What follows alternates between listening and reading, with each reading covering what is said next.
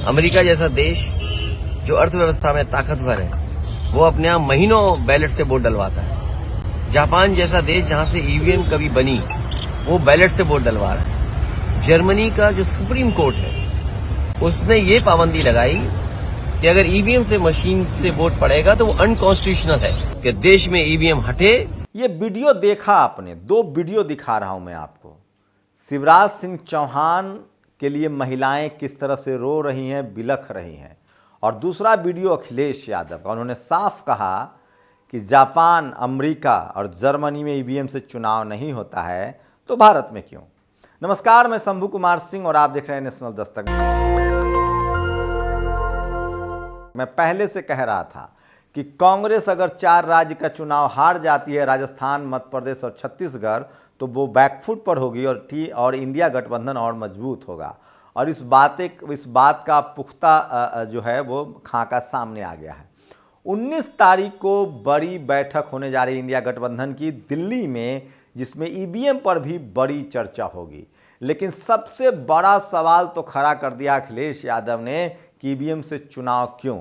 उन्होंने खुलेआम सबको ऑफर किया है कि बीजेपी को हटाना है तो यूपी में आकर 80 हराओ, और जितने लोग गठबंधन में थे वो सब एक साथ आओ। इसका मतलब है कि इंडिया गठबंधन के रास्ते सबके लिए खुले हैं। और अब उसमें राघव चड्ढा के जिस तरह से बयान आ रहा है, कांग्रेस ने अपनी गलती सुधार ली है और इंडिया गठबंधन का पूरा जो प्लानिंग होगी वो नीतीश कुमार के हाथों होगी। और जो रास्ता होगा कि जो पार्टी जहां मजबूत है वहां लीड करे। जैसे पश्चिम बंगाल में ममता बनर्जी मजबूत हैं तो वो लीड करें, बाकी लोग उनके साथ रहेंगे। दिल्ली में आम आदमी पार्टी मजबूत है तो वो लीड करे, बिहार में आरजेडी जेडीयू मजबूत है तो वो लीड करे।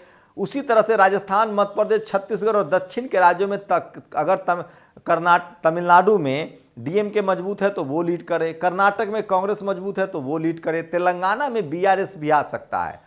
तो इंडिया गठबंधन सबसे ज़्यादा मजबूत होने जा रहा है। 19 को बड़े फैसले हो सकते हैं।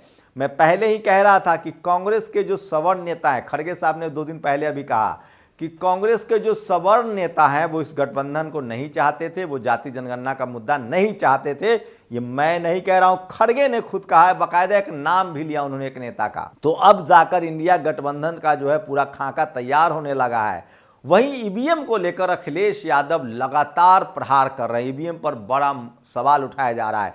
जिस तरह से राज्यसभा में एक बिल पास हुआ है चुनाव आयोग की बहाली को लेकर, उसके बाद से मामला और गर्मा गया है। और सोचिए, बाम सेफ 4 बड़े शहरों में, प्रयागराज, नागपुर में बामन मेश्राम, प्रयागराज, उसके बाद वलसाड और दिल्ली में 25 से लेकर 28 तक बाम सेफ की बड़ी बैठक हो रही है, जिसमें बहुजन समाज को ईवीएम को लेकर जागरूक किया जाएगा। तो ये तो एक खबर है। दूसरी खबर ये है कि क्या शिवराज सिंह चौहान, वसुंधरा राजे और रमन सिंह चुप बैठ जाएंगे। ये वीडियो देखिए, किस तरह से महिलाएं जिस तरह से रो रही हैं, जिस तरह से उनको सांत्वना दे रहे हैं शिवराज सिंह चौहान, और देखते देखते वो भी रो पड़े। एक ये वीडियो देखिए, प्रधानमंत्री नरेंद्र मोदी राजस्थान भी गए मुख्यमंत्री के समारोह में। राजस्थान के नवनिर्वाचित मुख्यमंत्री श्री भजनलाल शर्मा जी, वो उसके बाद मध्य प्रदेश भी गए थे। इसका मतलब है कि 2024 में तलवारें तो खींचेंगी। जो महिलाओं ने, सबका मानना है कि लाडली योजना की वजह से शिवराज सत्ता में आए थे, तो महिलाओं ने वोट किया था। क्या वो महिलाएं फिर से बीजेपी को वोट देंगी? क्या लाडली योजना चलेगा? क्या गैस के दाम कम होंगे? और उससे भी बड़ी बात है, बीएसपी सुप्रीमो मायावती बीजेपी पर पहले ही दिन से हमलावर हो गई हैं। मध्य प्रदेश में सरकार बनी बीजेपी की, और उसके जो मुख्यमंत्री हैं उन्होंने जिस तरह से फैसला दिया कि रेहड़ी पटरी वाले नॉनवेज नहीं बेचेंगे, उसके बाद मायावती ने कहा कि आप रोजगार देने के बदले रोजगार छीन रहे हैं। इसका मतलब है कि कहीं ना कहीं तमाम विपक्षी दलों के नेताओं की एकजुटता दिखने लगी है। लेकिन सवाल है, मैं फिर कह रहा हूं, शिवराज सिंह चौहान का पूरा पॉलिटिकल कैडर ने कहा था मैं मर जाऊंगा लेकिन दिल्ली से मांगूंगा नहीं। उनका पूरा पॉलिटिकल कैरियर इस बात पर है कि 2024 में अगर नरेंद्र मोदी दोबारा प्रधानमंत्री बनते हैं तो वो मुख्यमंत्री तो दोबारा नहीं बन पाएंगे, बगावत भी नहीं कर पाएंगे। इसका मतलब है कि अगर एमपी में वो अपने दम पर कमजोर कर पाए बीजेपी को और नरेंद्र मोदी प्रधानमंत्री नहीं बन पाए, तो शिवराज के लिए फिर 6 महीने बाद बड़ा मौका हो सकता है क्योंकि माना जा रहा है सूत्रों के हिसाब से कि 50 से 60 विधायक तो उनके पास भी है। यही स्थिति वसुंधरा राजे की है। वसुंधरा राजे का चेहरे का रिएक्शन कोई भूला नहीं है। जब वहाँ मुख्यमंत्री का अनाउंसमेंट हुआ तो क्या वसुंधरा 6 महीने ही चुप बैठेंगी? अगर राजस्थान में बीजेपी का परफॉर्मेंस खराब हुआ और जिस तरह से अखिलेश ने मोर्चा खोल रखा है, अगर वहाँ गठबंधन में चुनाव हुआ तो समझिए क्या होगा। रमन सिंह के बारे में यही कहा जा रहा है, सब कह रहे हैं, जानकार बता रहे हैं कि तीनों मुख्यमंत्री केंद्र के दबाव में रहेंगे, नरेंद्र मोदी के इशारे पर चलेंगे।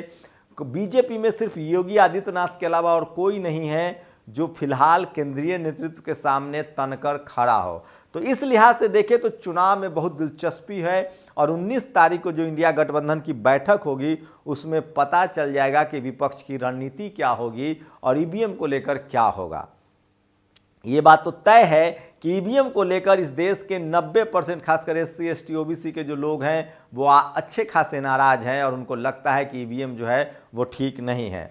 भले बीजेपी लगातार पॉलिटिकल रिप्रेजेंटेशन तो दे रही है, लेकिन जिस तरह से लक्ष्मण यादव का मुद्दा है पूरे देश में छाया हुआ है, देश का शायद ही कोई राज्य हो जहां लक्ष्मण यादव के समर्थन में रैली प्रदर्शन नहीं हो रहा है। आप सोचिए कि सोशल मीडिया की वजह से बहुजन समाज के हक अधिकार की खबरें कहां तक जा रही है और आज के डेट में लक्ष्मण यादव एक राष्ट्रीय हीरो बन गए हैं, बहुजन समाज के प्रतीक बन गए हैं और उनकी नौकरी लेना हमें लगता है कि मनुवाद के ताबूत में आखिरी किल साबित होगा।